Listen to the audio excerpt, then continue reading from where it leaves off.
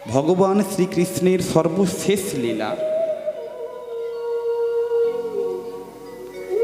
শ্রী শ্রী গৌর গোবিন্দের প্রভাসযোগ্য লীলা আজকে আমরা আস্বাদন করব। আস্তে একটু আস্তে। আজকে মহাপ্রভু কিন্তু নবদ্বীপে নেই। আজ মহাপ্রভু রয়েছেন গম্ভীরায়। মায়েরা, ও মায়েরা এইদিকে, হ্যাঁ একটু কথাটা মন দিয়ে শুনুন, নাহলে বুঝতে পারবেন না। কারণ সময়টা খুব সংকীর্ণ, মানে 3 ঘন্টার মধ্যে আমাকে লীলা শেষ করতে হবে। আর লীলাটা অনেক বড় লীলা। আর আপনাদের মাঝখানে যদি আমি আউট কথা বলতে সময় নষ্ট করে দিই, তখন লীলাই শেষ করতে পারবো না। একটু মন দিয়ে কথাগুলো শুনুন। মহাপ্রভু এ ধরাধামে লীলা করেছিলেন মাত্র 48 বৎসর। আর এই 48 বৎসরের মধ্যে 12 বৎসর মহাপ্রভু কাটিয়ে দিয়েছেন নীলাচলে, অর্থাৎ যেটা পুরীধাম। পুরীধামে গম্ভীরাতে বসে মহাপ্রভু 12 বৎসর কৃষ্ণ বিরহে শুধু ক্রন্দন করে গেছে। আজ মহাপ্রভু গম্ভীরায় বসে লীলা করছেন। এই গম্ভীরাতে কে কে রয়েছেন আপনারা অনেকে জানেন। 3.5 জন ভক্ত নিয়ে মহাপ্রভু রস আস্বাদন করতেন। 3.5 জন ভক্ত কে কে? রায় রামানন্দ, স্বরূপ দামোদর, শিখি মাহান্তি আর শিখি মাহান্তির বোন মাধবী দাসী। তাহলে কজন হলো? কজন ও মায়েরা, কজন হলো? গুনলেন না? 5 জন? 4? কজন হলো? হ্যাঁ, রায় রামানন্দ, স্বরূপ দামোদর, শিখি মাহান্তি এবং শিখি মাহান্তির বোন মাধবী দাসী। যেহেতু নারীকে অর্ধশক্তি বলা হয়েছে, সেই জন্য 3.5 জন। কিন্তু আমরা ভেতরে যতটাই বলি না কেন যে 3.5 জন, কিন্তু শরীরের দিক থেকে তো 4 জন। শরীরটা কি আলাদা অর্ধেকটা হয়? শরীরের দিক থেকে 4 জন। এইবারে বুঝুন, মহাপ্রভু এই লীলা, এই অন্তরঙ্গ রস আস্বাদন করছে কোথায়? না গম্ভীরাতে বসে। এই গম্ভীরা কথার অর্থ কি মায়েরা জানি? আপনারা জানেন? ও কে কথা বলে এইদিকে?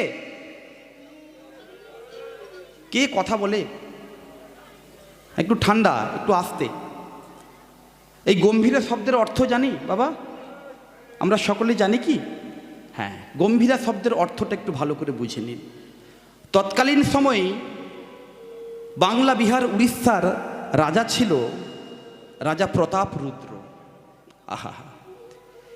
আর এই প্রতাপরুদ্র মহাপ্রভুর খুব বড় একজন ভক্ত হয়ে গেছে একটা সময়। আর এই প্রতাপরুদ্রের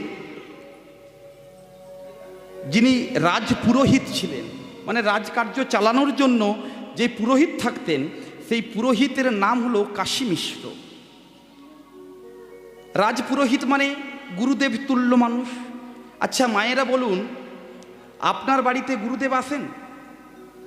দীক্ষা গুরু আসেন বাড়িতে? গুরুদেবকে দক্ষিণাপত্র দেন? কত টাকা দেন? চাল টাকা, 10 টাকা, 5 টাকা, 100 টাকা, 200 টাকা, ধরুন আপনারা এটা দেন। কিন্তু সাপোজ মনে করুন নরেন্দ্র মোদী, আমাদের ভারতবর্ষের প্রধানমন্ত্রী নরেন্দ্র মোদী, এই নরেন্দ্র মোদীর যিনি গুরুদেব, সেই গুরুদেব যদি নরেন্দ্র মোদীর বাড়িতে যায়, তাহলে কি ওই 50 গ্রাম চাল আর 5 টাকা ধরাবে? কি বাবা, কি বলেন? 50 গ্রাম চাল আর টাকা পয়সা ধরাবে? কি ধরাবে? ব্ল্যাঙ্ক চেক দিয়ে দেবে, সাইন করে গুরুদেব এই রাখুন, যতটা প্রয়োজন আপনি আপনার মতো লিখে নিন।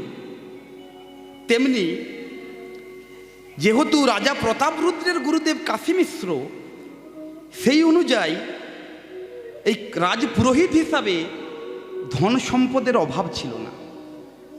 আর তৎকালীন সময়ে আমরা যেমন দেখবেন, যাদের মাটির বাড়ি, এখন তো সব পাকা বাড়ি হয়ে গেছে, যাদের মাটির বাড়ি কিছুদিন আগেও ছিল, দেখবেন এই মাটির বাড়িতে তখন তো এই স্টিল আলমারি বা কাঠের আলমারির যুগ নেই, তখন কি বলুন তো, ধন সম্পত্তি রাখার জন্য একটা ছোট্ট সিন্ধুক প্রত্যেকের বাড়িতে থাকতো লোহার। আর এই ছোট সিন্ধুক তো কাশী মিশ্রের হবে না, কারণ অনেক রত্ন মণি মুক্তা জহর এইসব রাখতে হবে। তার জন্য ওই কাশী মিশ্র একটি ঘর তৈরি করেছিলেন, ধন সম্পত্তি রাখার ঘর, চোরা কুঠুরি, দেওয়ালের সঙ্গে সেটিং, যেই ঘরটির মধ্যে যত রত্ন মণি মুক্তা জহর এইসব রাখা হতো। আর সেইটা একেবারে গোপন স্থান।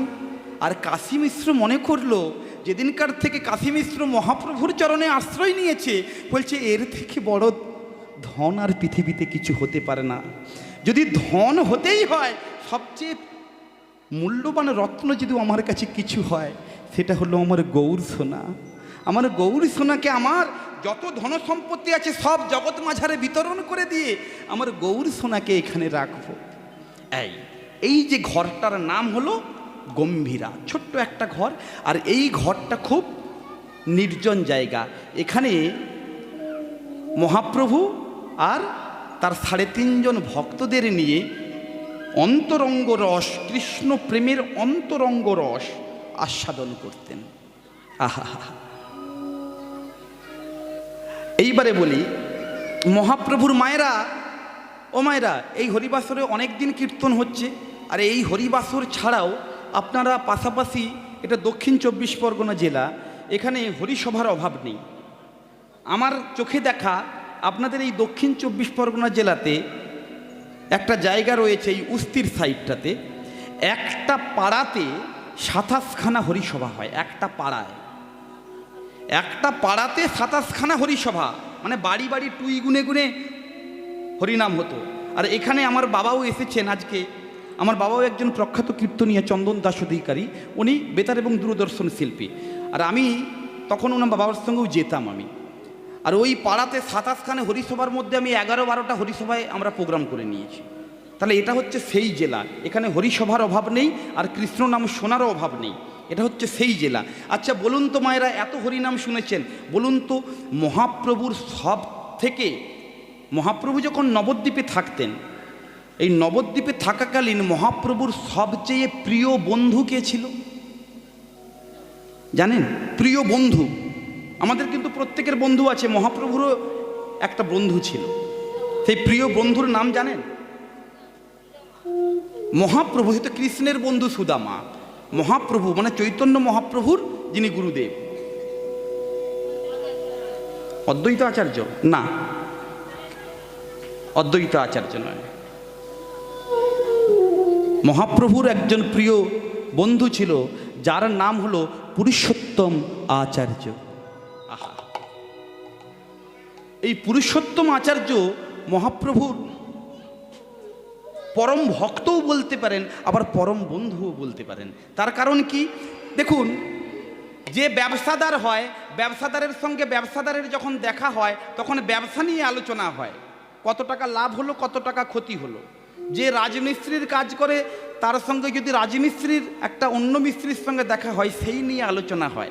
কিন্তু তৎকালীন সময়ে, আজ থেকে 538 বৎসর পূর্বে, মহাপ্রভু মাত্র 16 বৎসর বয়সে সারা ভারতবর্ষের শিক্ষার প্রাণকেন্দ্র নবদ্বীপ, সেই নবদ্বীপের টোলের সর্বশ্রেষ্ঠ প্রধান পণ্ডিত ছিলেন নিমাই পণ্ডিত।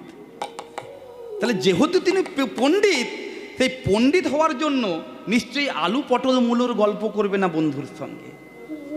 সময় পেলেই কৃষ্ণ প্রেম, রাধা প্রেমে বিভাবিত হয়ে কৃষ্ণতত্ত্ব, রাধা তত্ত্ব নিয়ে আলোচনা হতো।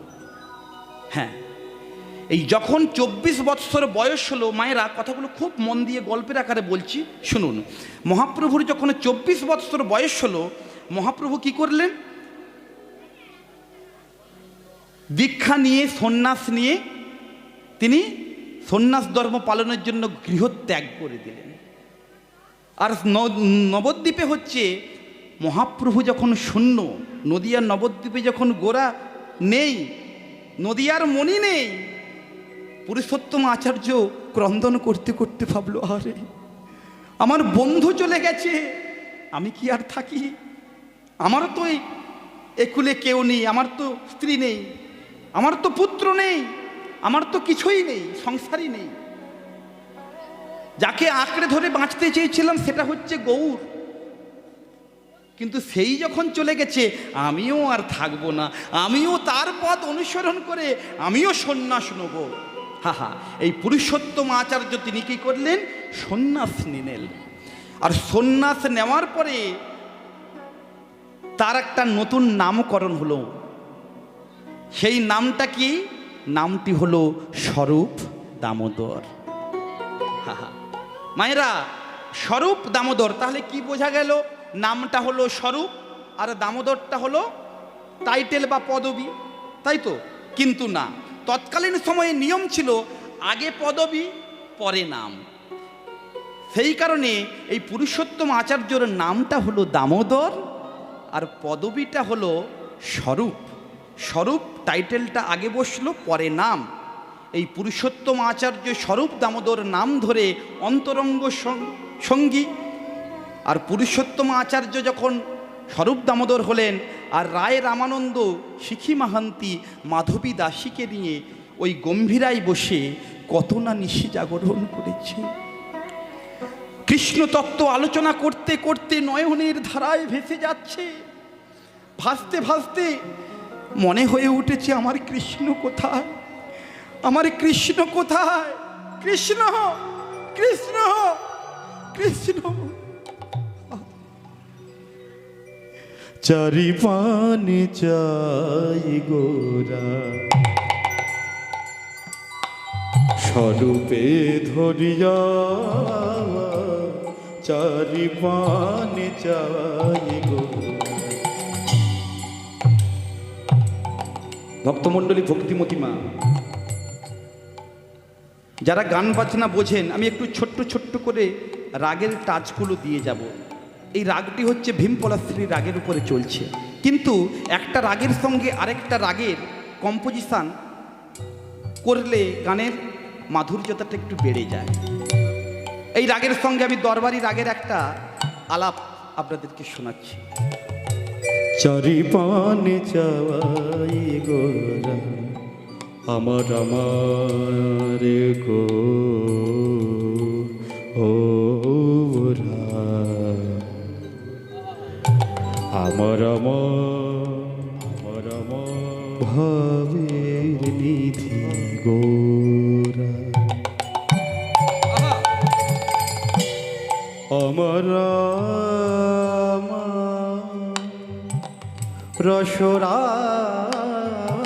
রসরাজ গোরা, আমার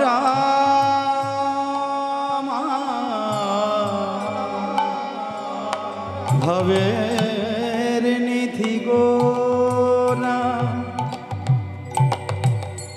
আমার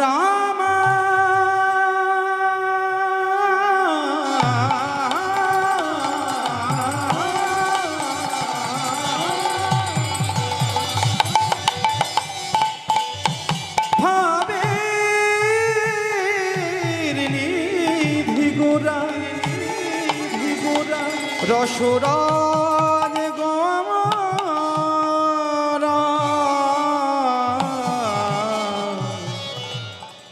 ভাবের নিধি গোরা, চারি পানে চাই গোরা, স্বরূপে ধরিয়া ওগো কোথা মোর প্রাণ না কহ যে কাঁদিয়া, বলো বলো স্বরূপ বলো, বলো বলো স্বরূপ বলো, কোথায় গেল মোর চিকন কাওয়ালো, বলো বলো স্বরূপ বলো, কোথায় গেল মোর চিকন কালো, বলো বলো স্বরূপ বলো।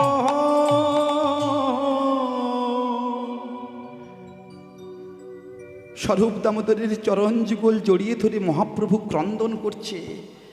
আর এই দিকে একটা নতুন ঘটনা ঘটেছে, জানেন মা, মায়েরা, এ জগতে সবাই নাস্তিক নয়। কিছু মানুষ আস্তিকও আছে বটে। দেখবেন ধন সম্পত্তি যখন বেড়ে যায়, ও মায়েরা, যখন দেখবেন ধন সম্পত্তি বেড়ে যায়, মানুষের অহংকার জন্ম নেয়। বিষয় যত বাড়ে মানুষ গোবিন্দ ভুলে যায়। এটা একটা মানুষের ধর্মও বটে। কারণ একটা কথা মা মাথায় রাখবেন, পয়সা যদি পকেটে থাকে, পকেটে যদি পয়সা থাকে, দামি দামি খাট পালঙ্ক কেনা যায়, ঘুম কিনতে পারবেন? শান্তির ঘুম কিনতে পারবেন? পারবেন না। আপনার পকেটে যদি পয়সা থাকে, আপনি বিরাট একটা বিল্ডিং তুলতে পারেন, শান্তির সংসার বানাতে পারবেন? সুখের সংসার বানাতে পারবেন? পারবেন না। পয়সা যদি পকেটে থাকে, আপনি কখনো সম্মান কিনতে পারবেন না। সম্মানটা অর্জন করে নিতে হয়, এটা কেনার বস্তু নয়। বাজারে গিয়ে পয়সা ফেললে সম্মান পাওয়া যায়। আজকে কাশী মিশ্রের ঘরে সব কিছু সে ত্যাগ করে দিয়ে মহাপ্রভুকে আঁকড়ে ধরেছে। মহাপ্রভুর কৃষ্ণ কথা, গৌর কথা শুনবে বলে। কতটা আস্থা ভগবানের প্রতি। এ জগতে অনেক মানুষ আছে জানবেন মা, তারা কিন্তু নাস্তিক নয়, আস্তিক, কিন্তু আবার ধর্মটাও সঠিকভাবে পালন করার সুযোগ পায় না। দেখবেন মা, সারাদিন আপনাদের বাড়িতে এই এলাকাতে অনেক মানুষ ব্যবসা বাণিজ্য করে না? ব্যবসা বাণিজ্য করে। দেখুন, সকালবেলা ব্যবসায় বেরিয়ে যায়, ঘুম থেকে উঠলো, মুখে হাতে পায়ে জল দিয়েই ব্যবসায় বেরিয়ে গেল।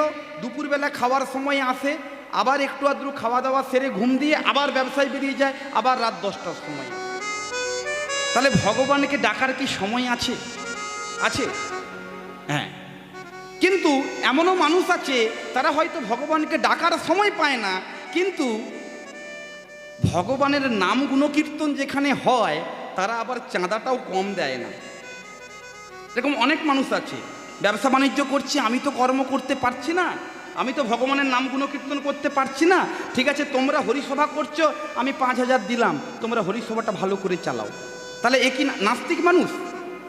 আস্তিক মানুষই, কিন্তু ভগবানের প্রতি সময় দিতে পারেন না। তেমনি একজন ভক্ত ছিল ওই নীলাচলে, মানে পুরীধামে।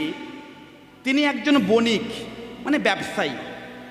আর তিনি তার সার কথা ভেবে নিয়েছিলেন, ব্যবসা যখন করে খেতেই হবে, তাহলে সারাদিন আর হরি হরি করে লাভ নেই।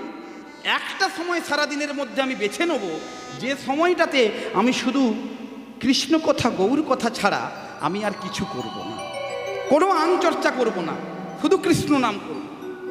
মায়েরা, প্রত্যেকে এইরকম একটা সময় বেছে নেন কি আপনারা? দিনের শেষে অন্তত 15 মিনিট সময় আপনারা বাছেন, করেন, ভগবানকে ডাকেন প্রতিদিন। কারা প্রত্যেক দিন ভগবানকে অন্তত 15 মিনিট ডাকেন? একবার হাত তুলুন তো। 15 মিনিট? হ্যাঁ, একজন, 2, 3, কি অবস্থা দেখুন। তাহলে এত কাজ করার সময় আছে, 15 মিনিট ভগবানকে ডাকার সময় নেই। এই তো আমাদের দুর্দশা। তাহলে বলুন, ওই আপনাদেরকেই আমি জিজ্ঞাসা করব, একটু পরে আসর থেকে নেমেই যে জিজ্ঞাসা করব আপনারা কেমন আছেন, তখন মুখটা বাঁকিয়ে এমনি বলবেন ভালো নেই। কি হয়েছে? আর সংসারে ভালো লাগে না, শুধু বৌমা ঝগড়া করে ভাত দেয় না একটু। দেখুন, কৃষ্ণের সংসার তৈরি করুন, কৃষ্ণের সংসার, কৃষ্ণের ঘর তৈরি করুন। এটা বলবেন না এটা আমার ঘর, আপনার নয়। আপনি যখন চলে যাবেন সব রেখে দিয়ে চলে যেতে হবে। যখন চলে যাবেন সব রেখে দিয়ে চলে যেতে হবে। আপনার পরনের এই যত জামা কাপড়, দামি দামি জামা কাপড় সব খুলে নেবে, এমনকি কোমরের ঘুমসিটাও খুলে নেবে। থাকবে বাবা? দুদিনেরই খেলা ঘর ভাঙিবে বেলা ডোবার পর। দুদিনেরই খেলা ঘর ভাঙিবে বেলা ডোবার পর।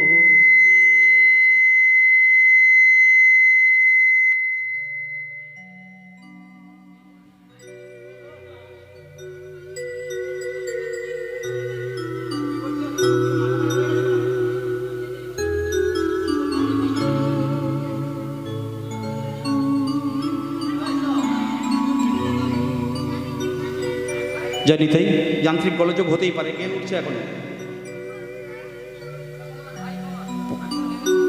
হ্যাঁ, জানি তাই গৌর হরি বল। হ্যাঁ, গানটা একটু মন দিয়ে শুনুন, গানের ভাষাগুলো একটু শুনুন। দুদিনেরই খেলা ঘর ভাঙবি বেলা ডোবার পর, আসবি নিমি আধার রাত্রি দয়া, আমি একা পথ হারা যাত্রী। দুদিনেরই খেলা ঘর ভাঙবি বেলা ডোবার পর, আসবি নিমি আধার রাত্রি দয়া, আমি একা পথ হারা যাত্রী। সেদিন নামে যাবে প্রাণ যাবে,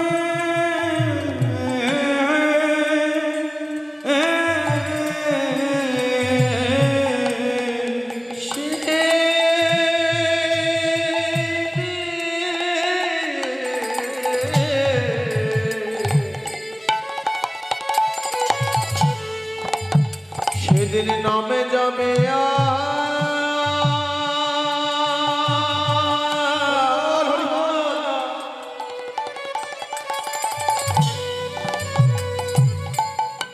এই প্রাণ যাবে,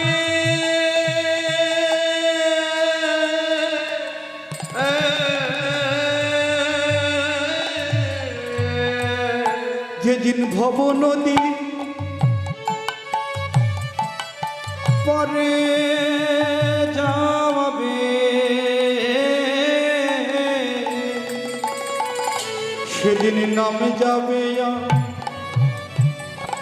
প্রাণ যাবে, যেদিন ভবন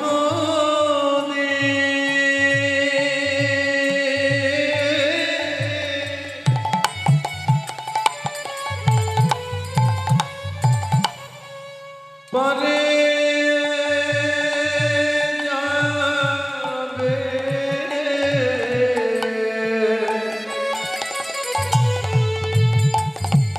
সেদিন নামে যাবে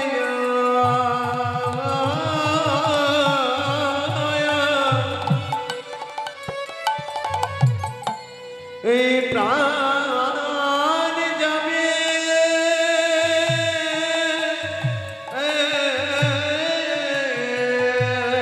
জয়নিতাই গৌর হরি বল। তুই সাউন্ডটা আপ ডাউন করো না, রিভাব কই, রিভাব কমে রাখো, রিভাব দাও। জানিতাই রিভাব কই, জানিতাই ভক্তমণ্ডলী, ভক্তিমতী মা, যেদিনকার যাওয়ার ডাক আসবে, এই পুত্র মায়া পরিজন, এই সংসারের মায়া কিছুই থাকবে না, সব কিছু ছেড়ে দিয়ে চলে যেতে হবে। আপনি হয়তো ভাবছেন আপনাকে আপনার পুত্র পরিজন কত না ভালোবাসে, কত না ভালোবাসে, কত ভালোবাসে, কিন্তু একটা কথা মা মাথায় রাখবেন, আপনার পজিশন, আপনার পরিবেশ পরিস্থিতি দেখে মানুষ ভালোবাসে, এটা কিন্তু আসল ভালোবাসা নয়। আপনার পজিশন দেখে আপনাকে মানুষ ভালোবাসে, আপনার এই পকেটের জোর যত সময় আছে তত সময়, ছুটিলে হাতের স্বর, নাচেনে আপন পর। আপনার 10 বিঘা জায়গা আছে, যেদিনকার 10 বিঘা জায়গাটা পুরোটাই ছেলের নামে রেজিস্ট্রি করে দেবেন না, সেদিনকার বুঝতে পারবেন আসল জীবনের সত্যটা কি। যেদিন যাওয়ার সময় আসবে, ভগবানের জন্য যদি কিছু না করেন, ওই শেষ বয়সে এসে একদিন না একদিন বুঝতে পারবেন যে আসল সত্যটা কি জীবনে। আপনাকে কেউ ভালোবাসে না, আমাকেও কেউ ভালোবাসে না, আর যা হচ্ছে প্রতিটা বস্তুই অভিনয় হচ্ছে। আচ্ছা মায়েরা বলুন তো, এই তো শিবরাত্রির বার গেল, শিবের মাথায় জল ঢালতে গিয়ে, বাবা একটু মন দিয়ে শুনুন, শিবের মাথায় জল ঢালতে গিয়ে যদি দেখেন ওই শিবলিঙ্গের উপরে একটি বড় সাইজের সাপ ঘুরছে, দাঁড়িয়ে আছে ফোনা তোলে, কি করবেন? মেরে দেবেন? কি করবেন? মেরে দেবেন? মারবেন না? গেলর আরো দুধ নিয়ে এসে ঢালবেন মাথায়, এই আমার শিব। কিন্তু ওই সাপটা যদি ওই শিবলিঙ্গ ছেড়ে দিয়ে যদি রাস্তায় এসে দাঁড়ান, ওই শিবলিঙ্গ ছেড়ে দিয়ে যদি রাস্তার মাঝখানে এসে দাঁড়ায়, তাহলে কি রাখবেন? বাঁচিয়ে রাখবেন? তাহলে কি ওই সাপটার কোনো মূল্য আছে না পজিশনের মূল্য? আপনি যে জায়গাতে বিলং করছেন, আপনি যেই জায়গাতে দাঁড়িয়ে আছেন, সেই জায়গার মাহাত্ম্য, আপনার কোনো মাহাত্ম্য নেই। ওই সাপটা শিবের মাথায় ছিল, সেই জন্য পূজা পাচ্ছিল। আর ওই সাপটা যেই না রাস্তায় এসে দাঁড়িয়েছে, তখন তার ভাগ্যে মৃত্যু জুটছে। তেমনি আপনি আর আমি, এই জগতের প্রতিটা জীব, এই জগতের প্রতিটা জীব যত সময় নিজের পকেটে ধন সম্পত্তি, আপনি নেতা, আপনি তৃণমূলের নেতা, আপনি বিজেপির নেতা, আপনি কংগ্রেসের নেতা, যতদিন আপনার হাতে ক্ষমতা আছে সবাই আপনার কাছে গিয়ে বাবু বাবু করে দিন।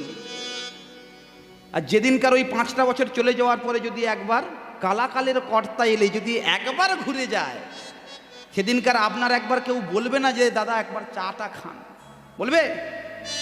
তাহলে এই জগতে সব স্বার্থের ভালোবাসা, প্রকৃত ভালোবাসা নেই।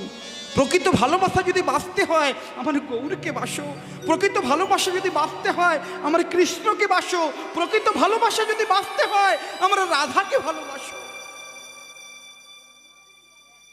আর সেই বণিকের কথা বলি, ওই বণিক জীবনে একটা সিলেকশন করে নিয়েছিল যে পুরীধামের জগন্নাথ মন্দিরে জগন্নাথ দর্শন করে ব্যবসায় যাবে, কিন্তু তার পূর্বে ভোরবেলা প্রাতকালে উঠে প্রাতকালে স্নান করবে ওই সমুদ্রে।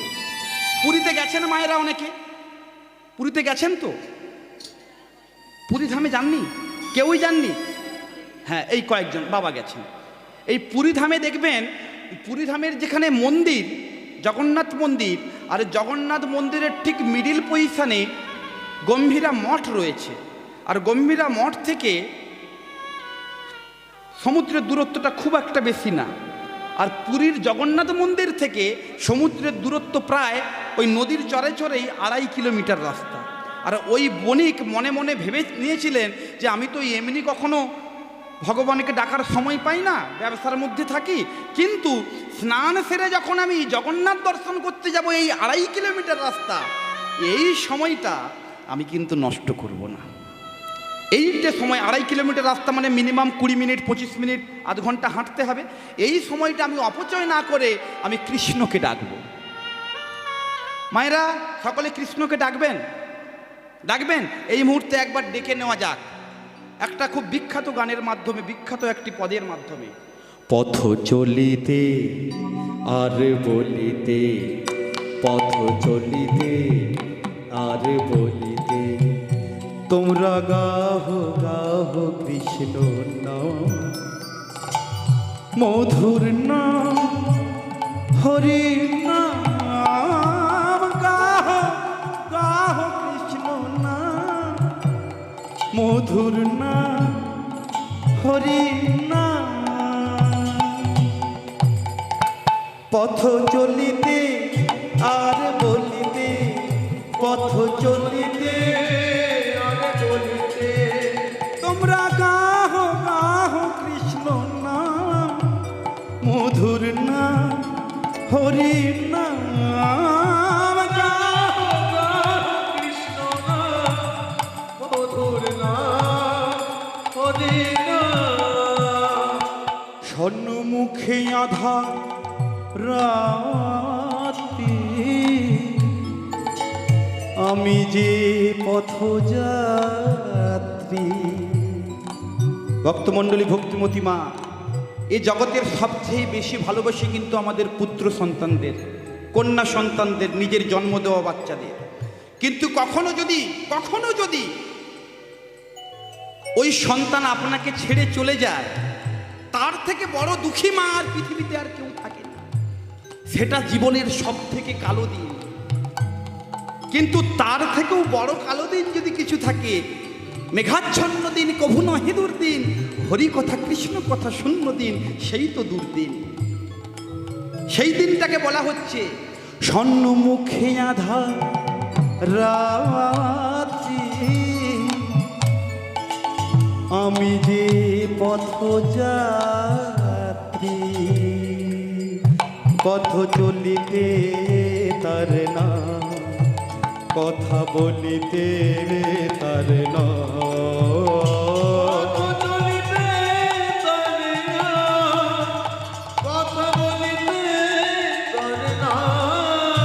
কৃষ্ণ নাম মধুর নাম, কৃষ্ণ নাম মধুর নাম। এইবারে কখন নামগুলো কিভাবে করবেন এটা একটু জেনে নিন। প্রভু বিশ্বাসে কভু নিঃশ্বাসে, কভু বিপদে কভু সংকটে, কি কভু নিঃশ্বাসে প্রতি নিঃশ্বাসে, প্রতি বিশ্বাসে, প্রতি বিপদে, প্রতি সংকটে তোমরা গাহো গাহো কৃষ্ণ নাম মধুর নাম, হরি নাম গাহো গাহো কৃষ্ণ নাম মধুর নাম, হরি নাম। পথ চলিতে আর বলিতে, পথ চলিতে আর বলিতে, চলিতে আর বলিতে, পথ চলিতে আর বলিতে।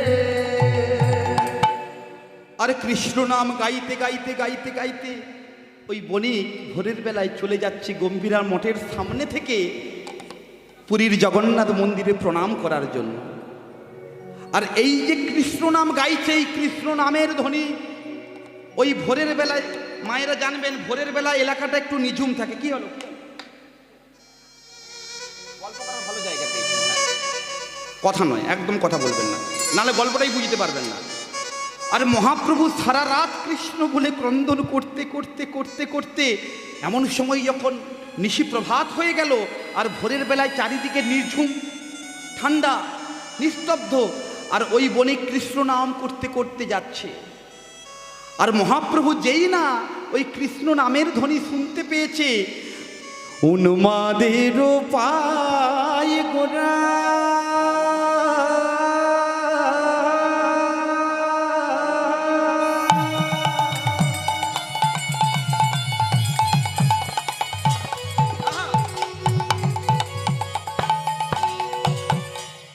উন্মাদের প্রায় গোরা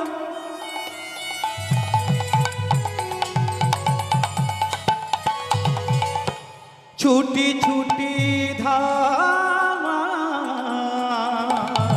উন্মাদের প্রায় গোরা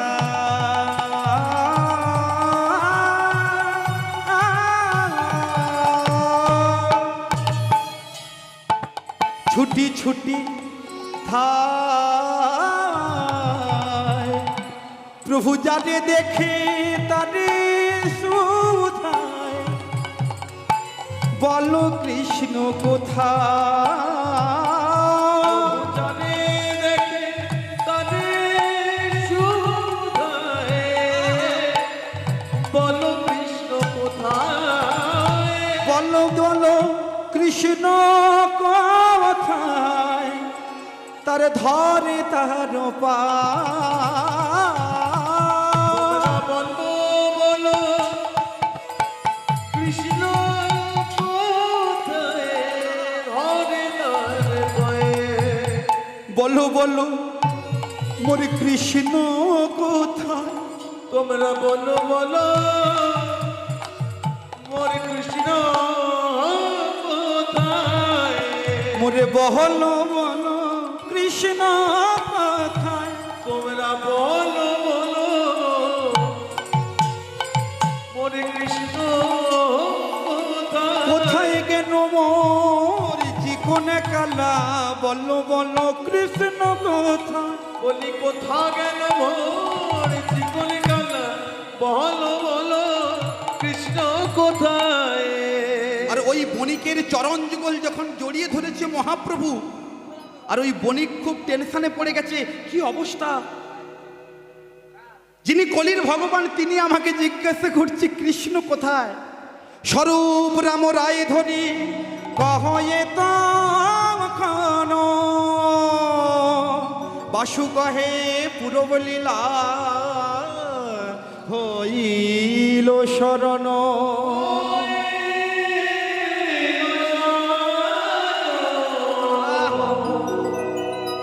আরে বাসুদেব ঘোষে কহে পুরব লীলা শরণ হলো বাসুদেব।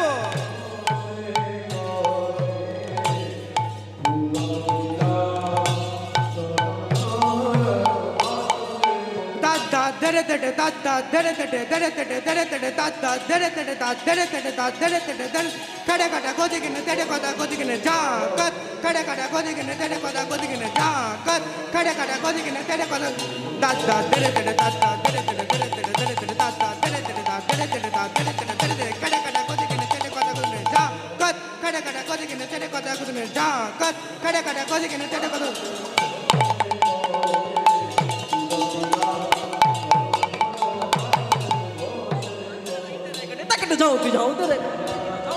जाओ तेरे कटा तर दई दई दई दई तेरे तेरे तेरे तेरे कटी ताकी तेरे कटी ताकी ताकी तेरे कटी ताकी जाओ ताकी जाओ तेरे कटा कटी ताकी दिन दिन नक न तक तक तक गति गन न नक तक तेरे तेरे कटी ताकी तेरे कटी तक था तेरे तेरे कटी ताकी तेरे कटी तक था तेरे तेरे कटी ताकी तेरे नक के दियो ताकी नक ताकी दियो गति गन तेरे तेरे कटा तेरे गति गन झाका तेरे तेरे कटा तेरे गति गन झाका तेरे तेरे कटा तेरे गति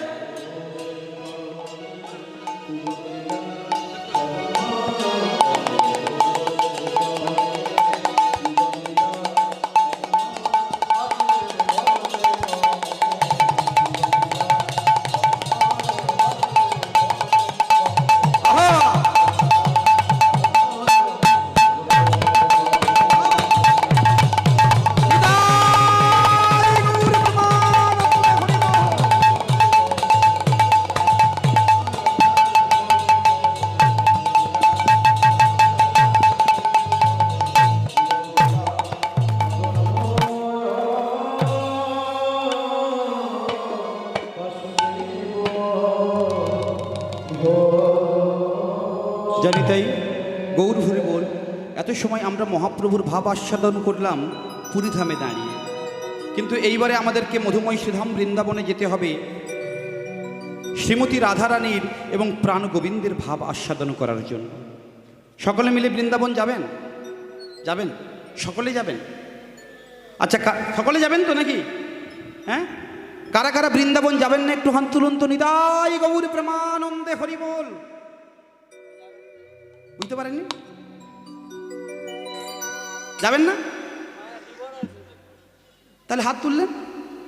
আমি যারা যাবেন না তাদেরকে বলেছি, সকলেই যাবেন। হ্যাঁ, তাহলে ঠিক আছে, এটা আমি লাস্ট বার চান্স দিচ্ছি। ঠিক আছে, এটা লাস্ট চান্স দিচ্ছি। কারা কারা বৃন্দাবনে যাবেন না একটু হাত তুলুন। নিতাই গৌর প্রেমানন্দে। তবুও হাত তুলছে। আচ্ছা, কারা কারা যাবেন একটু হাত তুলুন। কারা কারা যাবেন? হ্যাঁ, কারা যাবেন না বাবা? আমার সঙ্গে যাবেন না?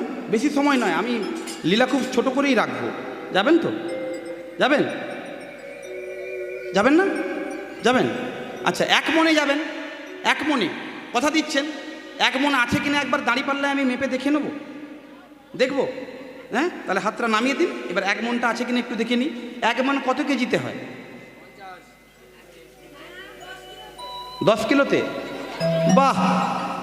এই তোদের হাওড়া জেলাতে কত করে রে? 65 কেজিতে।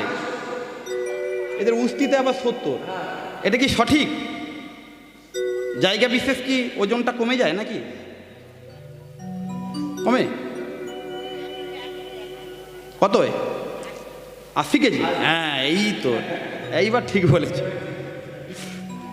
এক মন কত কেজিতে তাহলে ফাইনাল? 80 কেজি।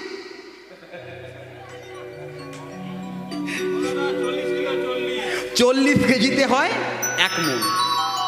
40 কেজিতে হয় 1 মণ। ভগবান যখন এই জগতে প্রতিটি মানবীকে সৃষ্টি করে, ভগবান কিন্তু 1 মণ দিয়েই পাঠায়, 2 মণ দেয় না, 1 মণই দিয়ে পাঠায়। 1 মণ তাহলে তার পূর্ণমান কত? 40। কিন্তু আমাদের 1 মণ আছে কিনা একবার দেখিনি। যখন জন্ম হলো, 40 নিয়ে জন্ম হলো, আস্তে আস্তে যখন প্রাপ্তবয়স্ক হলো ওই ছেলেটি, তখন তার বাড়িতে একটা বিবাহ দেওয়ার একটা প্রয়োজন পড়ে। বাড়িতে একটা কি নিয়ে আসে? বউ। বউ, একটা বউ নিয়ে আসে। বউয়ের আরেকটা নাম কি? হ্যাঁ, মা। বউয়ের আরেকটা নাম কি? বউকে কি বলে? স্ত্রী বলে। আর কি বলে? সহধর্মিণী বলে। তাহলে বউকে তো কিছুটা দেওয়া দরকার। আমার তো 40 আছে, বউকে কিছু দিতে হবে না? 40 আছে, বউকে কিছু দেওয়া দরকার। তো কতটা দেবেন? কত দেবেন? 40 আছে, কত দেবেন? হাফ হাফ দেবে। তার কারণটা কি? বউয়ের বা স্ত্রীর বা সহধর্মিণীর আরেকটা নাম হলো অর্ধাঙ্গিনী, মানে অর্ধেকটা। মানে আপনার ছিল 40, তাহলে অর্ধেকটা দিলেন, থাকলো কত নিজের কাছে? 20। 20 দিয়ে দিলেন, থাকলো 20। 1 বছর, 2 বছর, 3 বছর যাওয়ার পরে একটা বাড়িতে ফুটফুটে সন্তান হলো। সন্তানকে কিছু দেওয়া দরকার তো নাকি? কতটা দেবেন? সন্তান হলে সন্তানকে কিছু দিতে হবে তো, নাহলে ভাত দেবে? সন্তানকে কিছু দিতে হবে। সন্তানকে কতটা দিলেন? হাফটা দিয়ে দিলেন। ছিল 20, 10 দিয়ে দিলেন, বাকি থাকলো নিজের কাছে কত? 10। ওই সন্তানটি যখন প্রাপ্তবয়স্ক হলো, তখন ওই সন্তানটার জন্য বাড়িতে একটি বৌমা আনা দরকার। বোমা আনা দরকার তো নাকি? হ্যাঁ, এখানে কি বোমাই পাওয়া যায় তো নাকি? না বৌমা পাওয়া যায়? বৌমা পাওয়া যায়। এখানে মায়েদের সংখ্যাটা একটু বেশি। আমি এই জন্য বিশেষ কিছু বলবো না। হ্যাঁ, বিশেষ কিছু বলে বাড়ি যেতে হবে, নাহলে যেতে পারবো না। দেখুন, এটা আমি কেন বোমা বললাম জানেন? এটা খুব ফাটে, এটা খুব ফাটে। কারণ আমার একটা বন্ধু আছে, এই হুগলি জেলাতেই বাড়ি। তার 3 ভাই, আর 3টে ভাই, বাবা মা করে 5 জনের সংসার। 3 ভাই কেউ বিয়ে করেনি। তারা যখন 28, 30, সব 2 বছরের করে কম বেশি। 30 বছর বড় ভাইয়ের বয়স, মেজো ভাই 28, আর ছোট ভাই মানে 26, এরকম করে 2 বছরের করে ওঠা পাড়ায় তারা, মানে বয়সের সময়সীমাটা। এবারে কেউই বিয়ে করেনি। আমাকে বলল যে ভাই, তুমি যখন আমাদের বিয়েতে, আমরা 3 ভাই একদিনেই একটা বিয়ে করব চিন্তা ভাবনা করেছি, বিয়েতে কিন্তু এসো। আমার প্রোগ্রাম থাকার জন্য আমি যেতে পারিনি, কিন্তু প্রায় 6 মাস 1 বছর পরে ওদের বিয়েটি হয়ে গেছে। আমি 1 বছর, মানে 6 মাস 1 বছর পরে হঠাৎ করে ওই রাস্তা দিয়ে আমি প্রোগ্রামে যাচ্ছিলাম। আমি সারপ্রাইজ দেওয়ার জন্য আমি হঠাৎ করে ঢুকে পড়েছি। যেই ঢুকে পড়েছি, আমি সারপ্রাইজ দেবো কি, আমি যে এত বড় সারপ্রাইজ পাবো এটাই আমি বুঝতে পারিনি। দুপুরবেলা, তখন দুপুর 12:30, 1টা বাজে। আমি ঢুকে পড়েছি। ঢুকে গিয়েই দেখছি ওদের আগেকার প্যাটার্নের ঘর, সামনে একটা আছে ওই রান্নাশালের মতো, চারিদিকে বারান্দা, আর মাঝখানে জল ঢালার একটা জায়গা। আগেকার দিনের প্যাটার্নের ঘর থাকতো জানেন। দেখছি ঘরে ঢুকে গিয়েই দেখছি না, 3 দিকে 3টে উনুন জ্বলছে, চুল্লি জ্বলছে। আমি সর্বনাশ, 3 দিকে জ্বলছে কেন? আমি তো বৌমাদেরকে অত চিনি না, বন্ধুর বউদেরকে অতটা আমি চিনি না, আমি যেহেতু বিয়েতে যাইনি। তারপরে ছোট ভাই ছিল, ছোট ভাই বেরিয়ে এসছে, বলছে দাদা এসছো? বলে হ্যাঁ, কিন্তু এটা কি তোমাদের বাড়ি নাকি? আমি তো বুঝতে পারছি না, 3 দিকে 3টে উনুন জ্বলছে কেন? বলে আর বলো না, 2 মাস টেকে না, 2 মাস এসেছে, সব চুল চিরাচিরি ঝগড়া, মাথার চুল ধরে টানাটানি ছিঁড়াছিঁড়ি চলছে, এত মারপিট হচ্ছে, বাধ্য হয়ে আলাদা। আমি বলি সে নাহলে ঠিক আছে, তোমরা 3 ভাই। বলে বাবা মা তাহলে? বলে বাবা মা ভাগের বাবা মা হয়ে গেছে এখন, ভাগের বাবা মা। এখন আপনাদের এলাকাতেও আছে নাকি আমি জানি না, আমাদের মেদিনীপুরের এখানে ভাগের বাবা মা। হ্যাঁ, ছোটোর কাছে 1 মাস লাথাতে গেল ছোট, আবার ছোটো বউ একবার লাত মেরে দিল, মেজোর কাছে গিয়ে পড়লো 1 মাস, আবার মেজো বউ লাত মেরে দিল, বড়োর কাছে গিয়ে পড়লো। মানে এগুলো হচ্ছে ভাগের বাবা মা। কোনো একজন সন্তানের ক্ষমতা হলো না যে আমি, বাবা মা যেহেতু জন্ম দিয়েছে তাদেরকে আমি পাস করব, তাদের জীবনটা অন্তত অতিবাহিত করে দেবো এই বুড়ো বয়সটা, নেই। কেউই দেখলো না শেষ পর্যন্ত কি হলো জানেন? ওই বুড়ো বুড়ি একটা আলাদা ঘরে গিয়ে তারা নিজেদের মতো করে খুন্তি খুঁচে ওই 75-70 বছর বয়সে নিজেদের মতো করে রান্না করে। বলুন, এই হচ্ছে সংসারে। তাহলে বৌমা পাওয়া যায়? বোমা পাওয়া যায়, ও পড়বে আর ফাটবে। যাই হোক, একটা বৌমা আনা দরকার। বৌমাকে তো কিছু দিতে হবে নাকি? বৌমাকে কত দেবে? আছে তো 10, বৌমাকে কত দেবেন? হাফটা দিয়ে দিই। আপাতত আশাটা রাখি ভাত পাওয়ার। 5 দিয়ে দিল, থাকলো কত? 5। 1 বছর যায়, 2 বছর যায়, 3 বছর যায়, নাতিপুতি একটা নিতে নেড়ে নেড়ে করতে ইচ্ছা হয় কি হয় না? হয়তো নাতিকে কিছু দিতে হবে, কারণ কি? নাতি স্বর্গে দেবে বাতি, তাহলে নাতিকে দিতে হবে। নাতিকে কত দেবেন? নিজের জন্য কিছু থাক। নাতিকে দিলাম 3, বাকি রইল 2। এবার মরার খাটে গিয়ে শুই, ভগবানের জন্য কিচ্ছু নাই। তবু আমাদের মনটাকে করতে হবে পঙ্কজের মতো, মানে পদ্ম ফুলের মতো। পদ্ম ফুল থাকে কোথায়? পাঁকে। তার গায়ে কি পাঁক লেগে থাকে? থাকে না। প্যাকাল মাছ বলে একটা মাছ হয়, দেখবেন পাঁকের ভেতরে থাকে, ওর গায়ে কি পাঁক লেগে থাকে? থাকে না। অতএব আমরা সংসার রূপ পাঁকে থাকবো, কিন্তু আমি গায়ে কাদা লাগতে দেব না। আমার যেমন বেনি তেমনি রবে, চুল ভেজাবো না। সেই আমাদের বিশুদ্ধ চিত্ত, বিশুদ্ধ মন নিয়ে আমরা যাব মধুময় সুধাম বৃন্দাবন। চলুন সকলে মিলে